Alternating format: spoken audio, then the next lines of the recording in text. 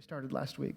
Last week we started this series. It was kind of funny because I promised you that I don't plan these things, but last night I was hanging out with some friends, and we were sitting on the back porch of our house. We moved a couple weeks ago, and last night was the first night we got to enjoy our porch because we've been moving, and then it's been raining, which I am so tired of the rain. And so we finally, last night, we got out on our porch, and it was cool. So we grilled burgers, which, oh, by the way, the ushers are going to take the offering. Thanks, Tim, for just taking the lead on that. Awesome. That's good. Tim's like, he will forget me. But only if with offering. I won't forget you in life. I'll always remember you. It's like a Celine Dion song right now. I'm going to start singing. I don't know. So we're grilling burgers last night, and like grilling burgers is like the hallmark of summer, like, right? That's when summer begins, is you grill burgers. And so we grill some burgers, and we're sitting on our porch, and our new porch, it has this view of the mountains, and like Mount Spokane on kind of my left, and kind of Tower Mountain and stuff out the other direction. And I was being a really bad listener, because for the first time I'm sitting out here, and I was like, this is so amazing. Like, I'm taking this view all in. And finally, I apologized to Jason, and I said, hey, I'm taking this in. I'm kind of looking around. And then Sherry goes, you guys trade seats with us, because the view's that good. Like, it's that good. And so we did. We literally got up and went around the other side of the table, and then they sat and were distracted by the beautiful view. And I literally thought to myself, this couldn't be any better when we're doing a series called Panorama, and like we're sitting here in this amazing view and taking it in, and it was kind of a funny thing. But this series, the whole idea behind it, what we started last week, was really an opportunity for us to get a view of who God is, His mission, and all that He has done, is doing, and will do in the future, and then really helping ourselves identify our place in the mission of God. That's really the idea. And part of what we discussed last week is kind of this contradiction that seems to exist, or just this reality, this trouble that exists in our own faith, that oftentimes there's a disconnect between what we experience as Christ followers or as Christians and what God is really doing. It's as if we're participating in something, but there seem to be gaps in the story. And last week I likened this to seeing snapshots or still images of certain parts of a national park, like Yosemite National Park. And you can look at those still shots and those images, and you see a glimpse of it, and you get an idea, but it's not until you stand in the valley and you take it all in that you're really captured by the grandeur of it. Our hope in this series is that we find ourselves being captured by the grandeur of God's mission, that rather than seeing just very limited portions of it, we find ourselves really seeing the broad spectrum of who God is and what He's doing in the world, so that our faith begins to make more sense. We can contextualize what we believe, we understand how we participate, what this whole thing means to us. That's the idea behind this series. And last week we really began this by talking about specifically the mission of God, or the reality that God Himself is on mission. And the idea that we were discussing, and if you weren't here, you can always go back and listen to this, but the idea that we were discussing was this reality that our God is not a God who is distant and removed and, in fact, hiding Himself from us, but the fact that God is a God who is intentionally pursuing us and revealing Himself, which is really kind of different. I mean, most of us, we kind of have this experience as we kind of encounter God, we begin to walk in life. It feels as if God's playing some sort of game of cosmic hide and seek. Like we're trying to discover Him. He's somewhat hidden. He's somewhat mysterious. And so our orientation oftentimes is more as if God is hiding. But the reality is, as we looked last week and we looked at the Old Testament, we looked in the New Testament, the life of Jesus, what we saw was that God is actually coming to us. He is a God on mission, a God who comes to us to reveal Himself to us. And what we also saw last week was something really interesting, and if you've been around Summit, you've probably heard this before, but we unpacked this concept, the reality that not only is God coming to us, but God comes with a specific purpose. God comes on mission, but He comes with a mission. He comes with something that He's trying to accomplish. And we unpacked this Hebrew word, shalom. And we were talking about this reality that what God hopes for humanity, He's hoped it from the early days. When we read the Old Testament, we read stories in Jeremiah like we did last week. We see it in the life of Jesus. We see Jesus expanding upon this. What God has hoped for is this idea of shalom. And shalom is literally It is human flourishing on every level. Shalom is this idea that the world is operating the way that it was intended to operate. Shalom is us flourishing as individuals. It means that we are the kind of people that intellectually and emotionally, spiritually, we're whole people. We're functioning in wholeness. We've been healed, that we're more whole as life goes on than we were previously. It's this idea that relationally, as we connect with other people, that our relationships are characterized by the kind of love and concern and compassion, connectedness that we were intended to have with other human beings. Flourishing, shalom, means that injustice is being eradicated in our world. That people being oppressed by other people is something that's being less and less, that people engaging in crimes against one another is being removed, that economics are moving towards generosity and people being treated fairly, that all of these injustices that are being, that's the idea of shalom. God looks at humanity. He looks at the world, he looks at the earth, and he says, it should be like this. So God has a mission. He comes to us with the hope of radically reshaping everything that we're experiencing. Now, there's a way to understand this that I think is really important. In fact, I think this helps us understand the Bible. When we're reading the Bible and we're studying the Bible, there's a concept, there's a principle that allows us to see in context the stories and what's going on. But really, when you look at the history of humanity and you look at history as it's presented in the biblical text, it really comes in 4 chapters or 4 movements that we see God working in. And if you're taking notes, these are 4 things you might want to jot down or write down. But these movements are defined ultimately by the word creation, the word fall, the word redemption, and the word renewal.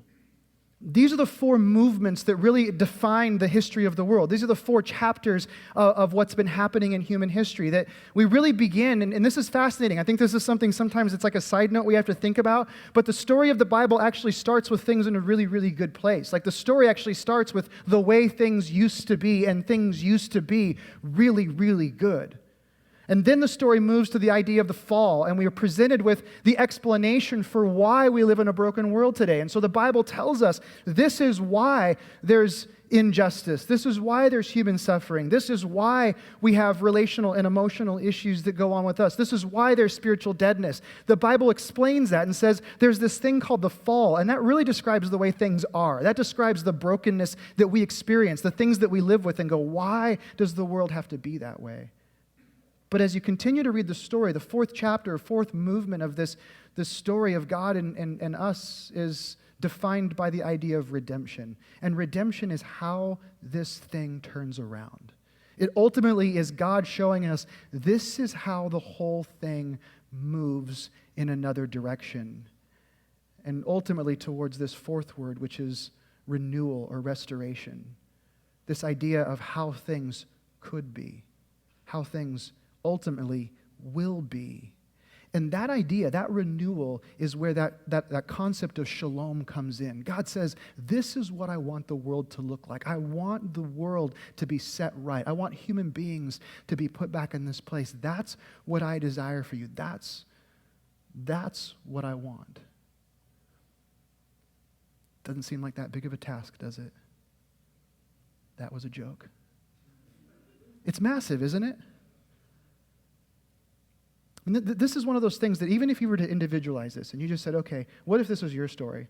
I mean, let's just assume for a second that for a split second in your mother's womb, you were good.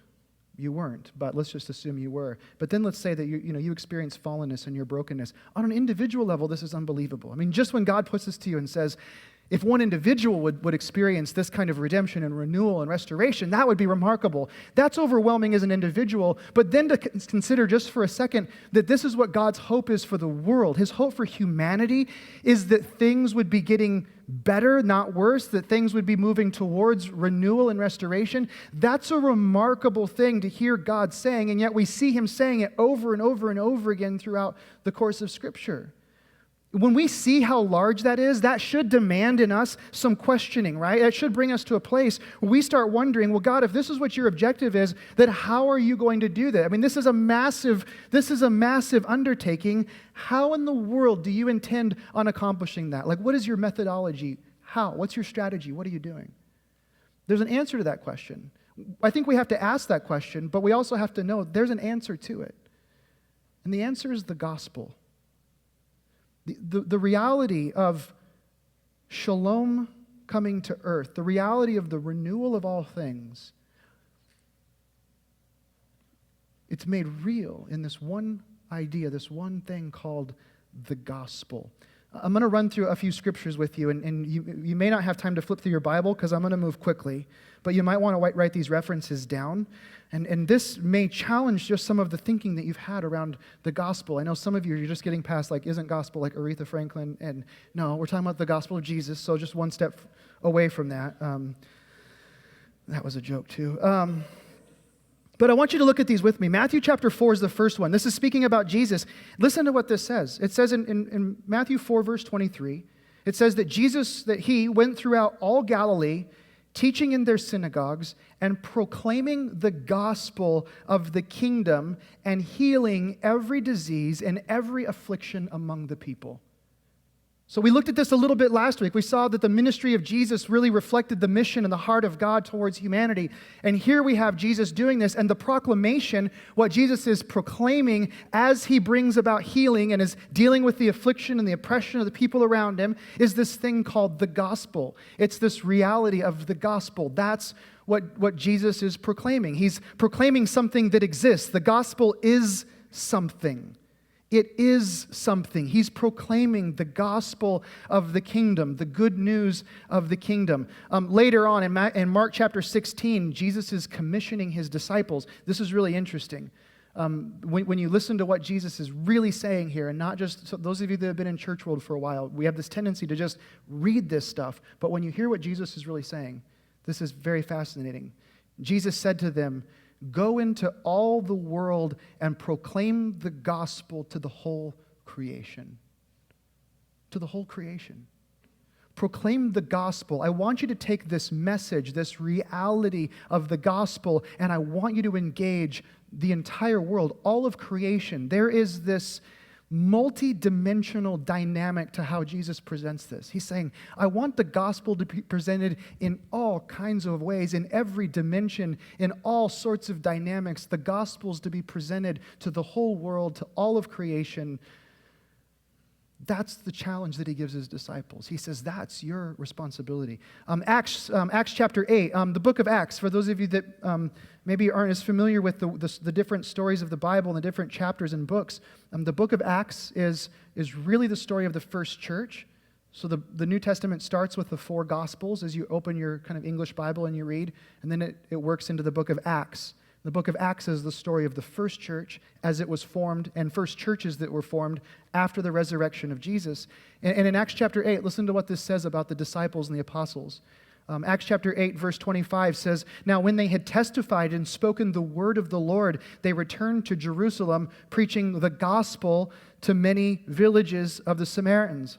I don't know if you're seeing a theme developing here, but there's this word in all caps, the gospel, that just keeps coming up. Acts chapter 16, verse 10 says, this is the story of the Macedonian vision, and we're going to look at this later on in this series. But it says that when Paul had seen the vision, immediately we sought to go into Macedonia, into a place called Asia Minor. And he says, concluding that God had called us to preach the gospel to them. That when God was calling these individuals to a new region or a new place, when God was introducing himself to a new group of people, it was just assumed that God was calling them to preach, to proclaim the gospel. The gospel is what's always the common thread here. Paul, before the Ephesian elders, later on in the book of Acts, chapter 20, says this. He says, "I do not account my life of any value, nor as precious to myself, if only I may finish my course and the ministry that I've received from the Lord Jesus, to testify to the gospel of the grace of God."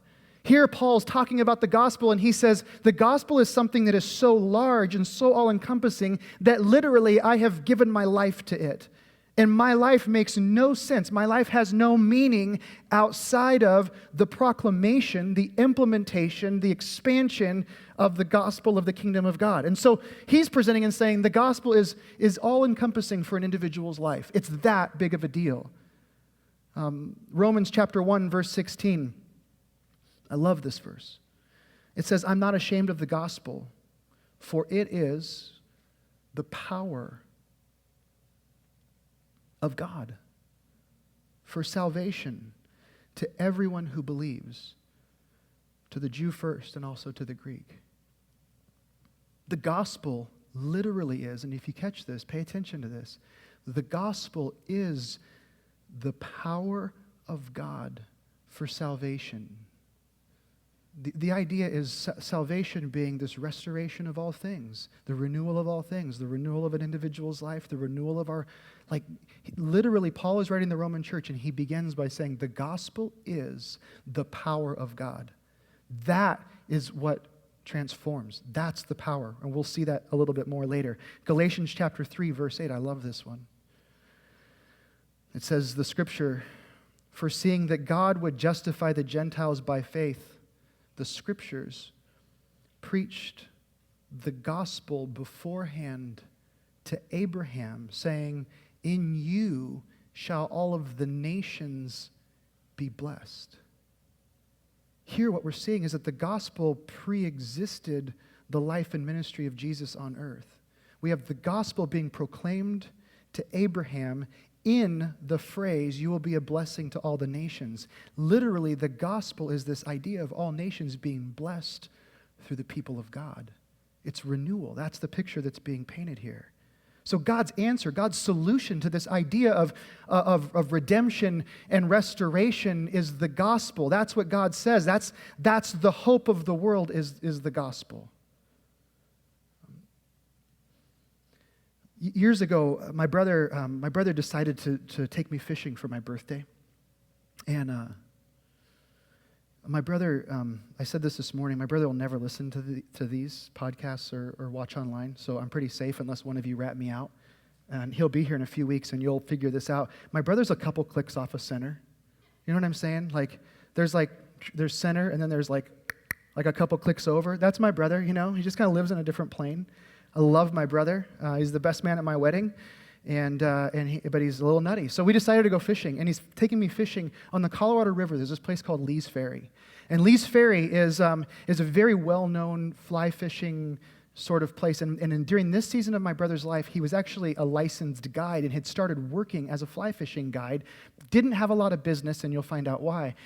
So my brother picks me up, and we're going to this place. Now, when we show up there, I'm noticing that we are very different from all of the other people that are going fishing in this place. Like everybody else that's going fishing here, they have these like jet boats with like dual over, quasi, posi, whatever, double barrel, jet motor, reverators, there's like smoke and gas and people just flying up the river, and these boats are just streaking away, these guys are launching, and it's like combat. Like these guys are going in for war. We show up and my brother has a 12-foot, like 1960s aluminum boat, like the kind you put oars on, except he has a 25 horsepower motor on the back of it, right?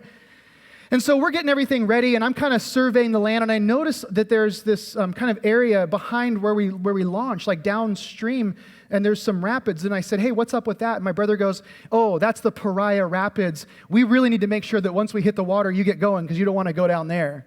Hence the name Pariah Rapids. Like the Pariah, if you know what that word means, you don't call something the Pariah Rapids because it's a nice little Sunday float on an inner tube. Like the Pariah Rapids swallow boats and human beings whole. That's what they do. So now I'm looking at the jet boats taking off, and I'm looking at the 12-foot aluminum boat that I'm getting into, and my brother's like, yeah, we need to do this. And like a movie script, and life with my brother is this way, we get into the boat, he parks the truck, we shove off the shore, he pulls the cord, and nothing happens. He just keeps pulling this thing, and he's pulling. He goes, just as calm as can be, he goes, hey, little brother, you might want to grab those oars and start rowing. No joke. So I grab the oar and I start rowing, and I'm rowing and I'm rowing, and I was like younger and stronger then, and so I'm rowing, and I'm like, man, and I look up and I look at the shore and I realize, we're not going anywhere. Like I'm looking at this, I'm like, is there a bigger paddle? Like, what do we do? And I'm looking at my brother, I look over my shoulder, he literally has the engine compartment, like the top of the engine off. And he's got parts, and he's looking, and he's like over there, and I'm just like rowing slowly but sure. I'm getting tired, right? So now, after a little bit, we're like slipping, and I'm rowing, and I'm like, man, we are losing ground, and I'm panicking. The panic is rising inside of me, and suddenly I'm like, we're gonna die. This is it. Like, I knew it. I knew one of these days my brother was gonna kill me. Like, I just knew it. And right about the time I gave up hope and just like threw in the paddle and, just here we go, I hear the motor, and like blue smoke everywhere. And I got to tell you, like he just amps this thing up and we're barely moving. Like, side note is, longest day ever trying to go up a river in my brother's 12-foot boat with jet boats flying past us. It's like we spent half the day just, we're not moving. He goes to the side to find slower water, but we barely, near-death experience. Like, I'll never forget that. And I tell you that story, and here's why I'm telling you the story. Because I think that sometimes when we look at the grandeur of God's mission and we think about the scope of what he wants to do and the renewal of all things, and we ask the question, how are you going to do it? And somebody like me stands up front and says, the gospel, I think there's this tendency for us to feel like somebody just handed us an oar when we need a jet boat. And so if your response internally, when you hear that God's plan for implementing his mission is the gospel, when you hear that, if your response internally is, I don't know if that's going to work, if you feel like there's a deficiency, if you feel like there's a hopelessness that sinks inside of you, or if you feel like, how in the world, if that brings more questions about for you, then the reality is the fact that you're questioning that, the fact that you wonder at the power of the gospel means that you truly don't understand the gospel. It means you truly don't have an understanding. You don't have the reality of what it is. You haven't wrapped your brain around all of the dimensions of the gospel, because when you see it, you can't help but realize this is God's plan for humanity. So I want to spend the rest of our time tonight just talking about what the gospel isn't, because I think sometimes when we confront the realities of what the gospel is not, it helps us understand what the gospel really is. So I think it's important that we begin with a very, very important assumption and confront this. But I want to begin with this idea, and if you're writing these down, I want to talk about the fact that the gospel is not another religious program. The gospel is not just another religious system that was implemented for humanity. Let me just, I know last week we asked some questions, and if you weren't here, there was very little awkward silence. So we're going to do it again tonight, because you guys are way better than the morning services at doing this. But just to interact together a little bit and speak loudly if you have an answer. But what was the religious program? What was the religious system of Jesus' day? What did Jesus enter into? Judaism, right? Somebody whispered, Judaism. You got to yell it out, Judaism. So Judaism, right? So Jesus enters into the Hebrew world. Now, it's important to note right now that there are a lot of different religious systems that are existing at the time that Judaism is in this season that Jesus comes into. But Jesus, God comes, when he comes on mission, he comes into the context of Judaism, right? What was Jesus' response? How did he interact with the religious system of Judaism? What did he do? Don't whisper.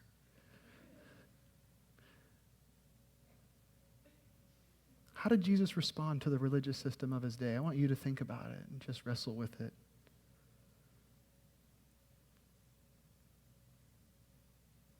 I'm so good with awkward silence, by the way. What did he do? He challenged it. Who said that? Raise your hand up. Thank you. He challenged it. He challenged it. He challenged the religious system of his day. What else did he do? How did he challenge it? Quoted scriptures. So there were places where he actually debunked the religion from their own religious scriptures, right? Their own stories, because Jesus had this 4-chapter picture of the story, and they had this 1-chapter picture of the story, and so Jesus used their own stories to retell their stories.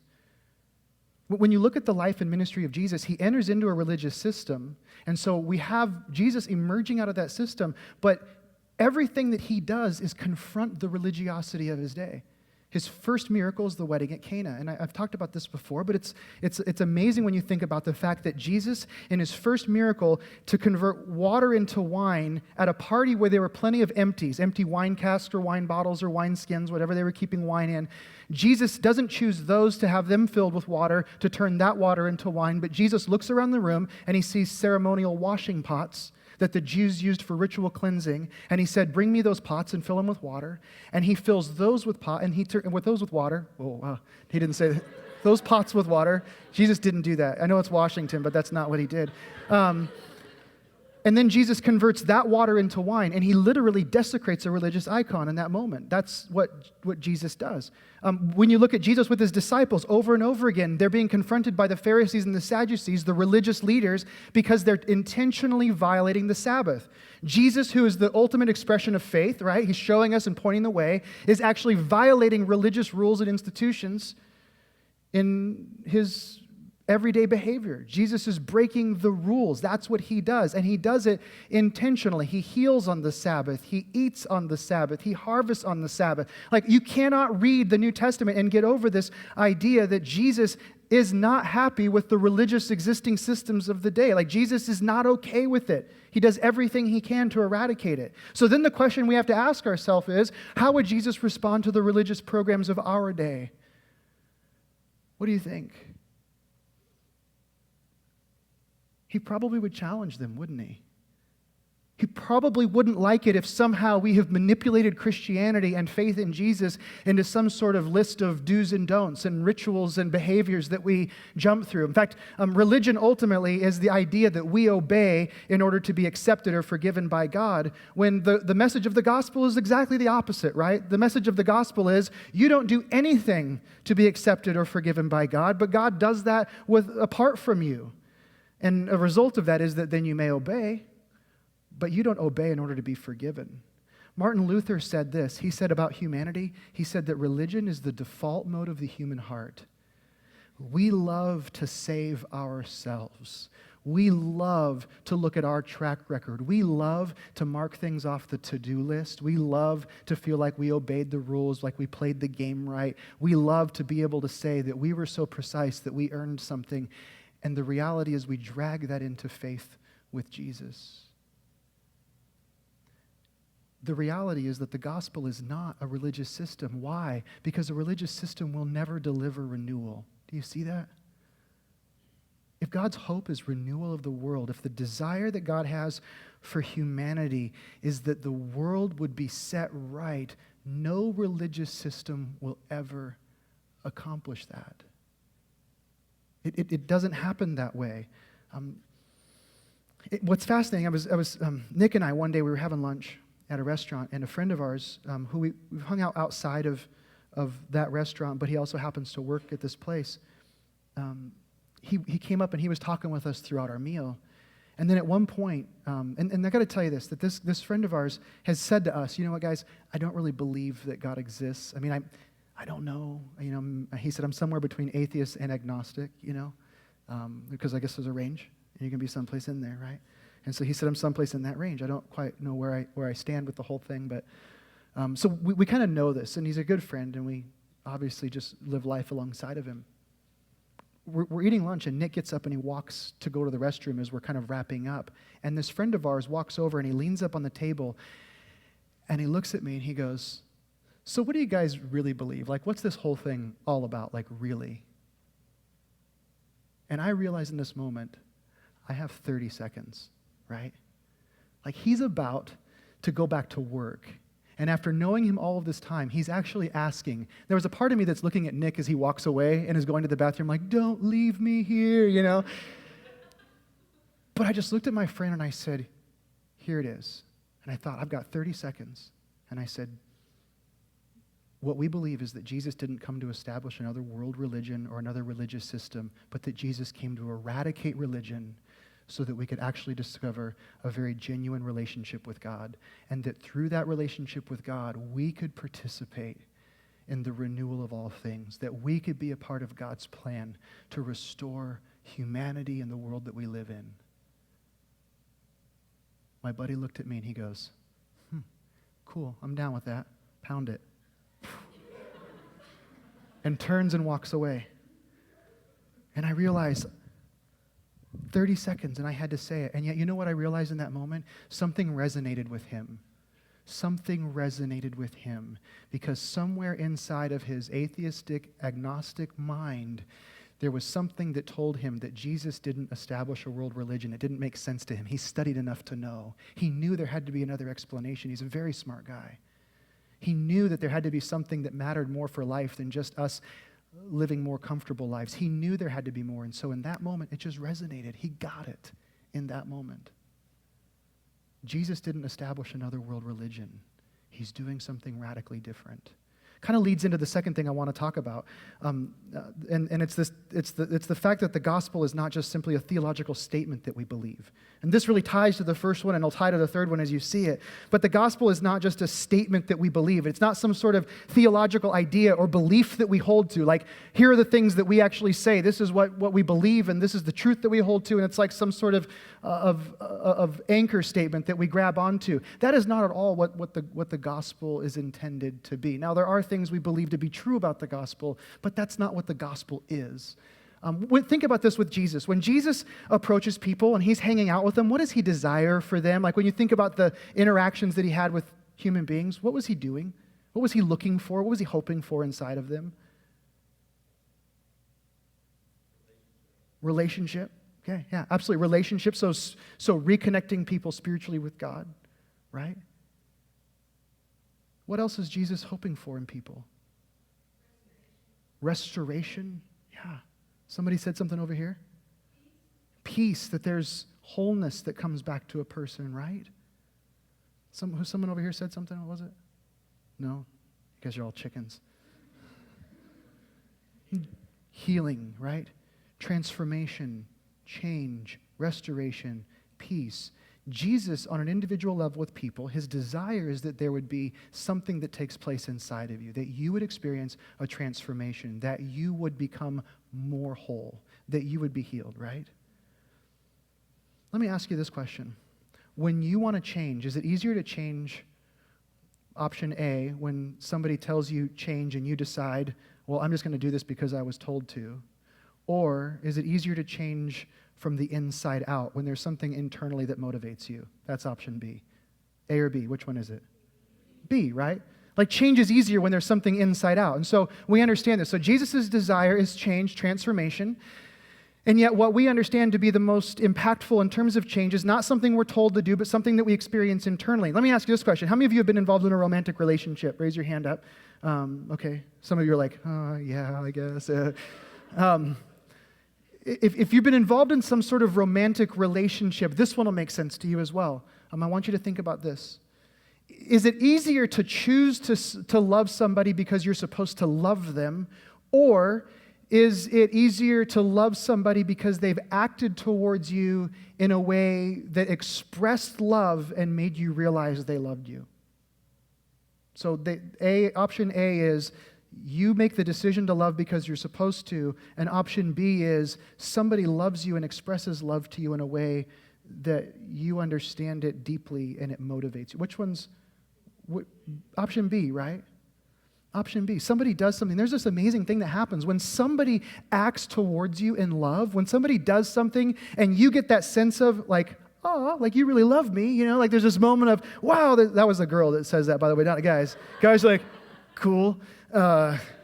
But you experience love, like somebody does something, you go, wow, you really love me. And when you experience that, there's something that happens internally, right? There's something that takes place when you're exposed to that loving action, then you are motivated. There are emotions and feelings that you have. There are things that you probably couldn't articulate in words, and yet you start to respond to a person in that way because of their expression of love towards you, right? Like that's what makes you really love somebody. And there's this great cycle that gets going when two people really begin to love each other genuinely, where it's very easy to love because you're loving in this way. There's this constant response, right? Neurons are firing, things are good, right? That happens. one of the things that we constantly talk about, one of the things that we're constantly looking at with the gospel is that the gospel says this. The gospel says that we were so broken that somebody had to die for us. You've heard me say this before, but now you'll understand why. The gospel says you're so broken that somebody has to die for you, and yet you're so loved that somebody actually did. And that makes all the difference, doesn't it? So the gospel is not just a statement that we believe. These are the things that are theologically true about Jesus. The gospel is the power of God. That's what Paul said. The gospel is the power of God. The gospel is what transforms us. The gospel itself is a dynamic. And when we are exposed to the reality of what Jesus has done for us in spite of our sin, there is something that stirs up inside of us, isn't there? I mean, for me, 9 times out of 10, when I read those words and I see them and I think about them, there's something that makes my heart draw close to God, and suddenly I want to know God more. I want my life to be more about His purposes and what He desires. There's this internal transformation because I'm exposed to the love and the grace of God in a way that draws me near. For some of you, even tonight, as you took the communion cup and the bread and you held it in your hand, there's something emotive that takes place, right? As you hold those things in your hand, what you're holding is the power of the gospel. And you're recognizing, you're saying, Jesus did this for me. And when you see what Jesus did for you, there's suddenly this thing that happens inside of you and you draw near to Him. So the gospel isn't a statement that we believe. The gospel literally is the power of God. And the more we expose ourselves to the reality of the gospel, the more we understand the depths of God's love for us, the greater we draw near to Him, the more our life is drawn near to His purposes. On a kind of a side note, as far as church world is concerned, I'll just say this. When churches really focus on a statement of belief about the gospel, those churches typically, their preaching and their programs and the things they do wind up being really just self-help with a Jesus twist. But when a church is gospel-centered, it means that we constantly come back to a place of exposing ourselves to the gospel, knowing that change isn't going to come because of a list of do's and don'ts, but transformation will happen as we're exposed to the reality of God's grace and His love. So it's not a statement. It's a dynamic. It's something that we live in. It transforms us, which really leads us even more so to make this last one really clear. The gospel is not fire insurance. It isn't fire insurance. And some of you know what I'm talking about when I say that. When I was a kid, I went to church, and some of you've heard me talk about this before, but when I went to church as a kid, the gospel was presented to me in this way. I remember sitting down, I was like 8 or 9 years old, and I was given a little booklet that said good news on the front of it, because the word gospel, evangelion, is translated good news in English, and so this was the presentation of God's good news. And here's what it was. By the way, I drew these on my iPad, and you'll be impressed with my art. 2 upside-down L's. And they make 2 cliffs. This is the first page. Those are 2 cliffs. I know they don't look like it, but they are. The one on the left, if you'll notice, you turn the page in this little booklet, and there was this little drawing, this little person, and that person was me or you. It was yours truly, right? It was you. And the cliff was really representing the end of your life. And as you turn the page in this booklet, on the other side of the cliff was this glowing orb, and it was God, like something out of a Star Trek movie, just like glowing over there, right? And so there was you at the end of your life, and there was God on the other side. And then when you turn the page again, there was this other little problem presented. There were flames, the flames of hell. And this was written down, like here's you at the end of your life, and there's God, and here's hell.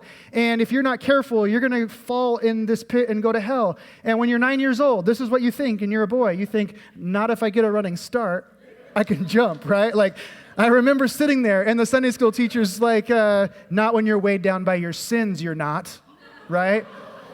Because God's a loving God, right?